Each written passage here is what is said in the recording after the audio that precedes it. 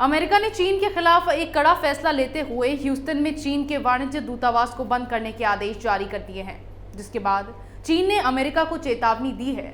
लेकिन अमेरिका अपने फैसले पर डटा रहा और चीन की हरकतों का बदला लेने का मन बना चुका है।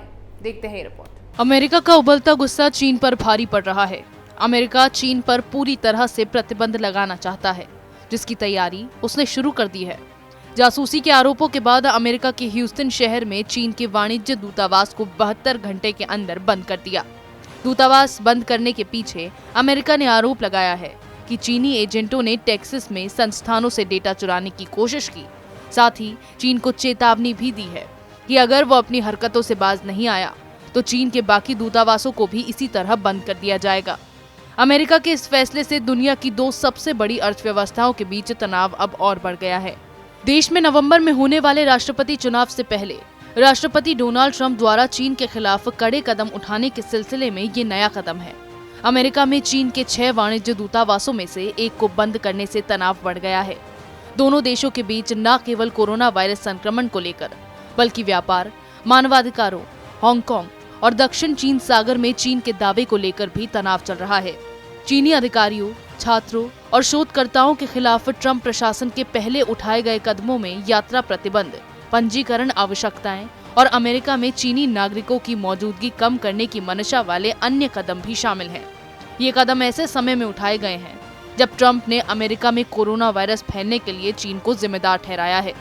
ऐसे में अमेरिका के इस फैसले के बाद भारत में भी कुछ इसी तरह की मांगे उठ रही हैं। सामरिक मामलों के विशेषज्ञ ब्रह्मा चेलानी का कहना है कि भारत के पास अमेरिका की ही तरह से एक्शन लेने के कई बड़े कारण हैं।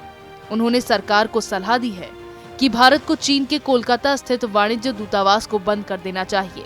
चेलानी ने कहा, चीन के आक्रामक रुख का सामना कर रहे भारत के पास ऐसा करने के कई कारण मौजूद हैं।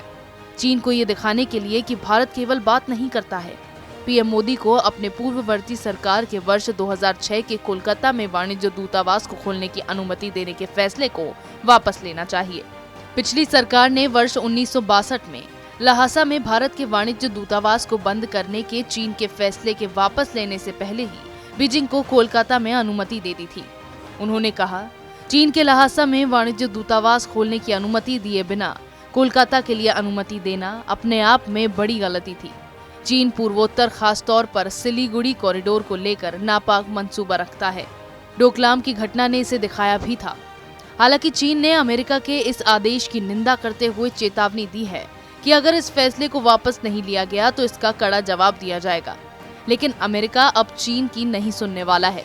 वो चीन को एक के बाद एक झटके दिए जा रहा है और अब अमेरिका के इस फैसले के बाद भारत में भी यही मांग उठ रही है। अमेरिका ने चीन को ह्यूस्टन में अपना वाणिज्य दूतावास बंद करने के आदेश दिए हैं, जिसके बाद दुनिया की दो सबसे बड़ी अर्थव्यवस्थाओं के बीच अब तनाव और ज्यादा बढ़ गया है। ऐसे में अमेरिका के इस कदम को देखते हुए भारत में भी यही मांग उठाई जा रही है, जिसके बाद भारत में चीन को एक और झटका मिल सकता है। इसी तरह की खबरें मैं आपके लिए लाती रहूंगी, तब तक के लिए बने रहिए हमारे साथ। अगर आपको हमारा वीडियो पसंद आया हो तो इसे लाइक करें, हमारे चैनल को सब्सक्राइब करें और हाँ, बेल आइकन दबाना ना भूलें ताकि आप तक हमारे वीडियो की नोटिफिकेशन पहुंचती रहे। आप अपना सुझाव हमें कमेंट बॉक्स में दे सकते हैं। हमारे साथ जुड़ने के लिए शुक्रिया।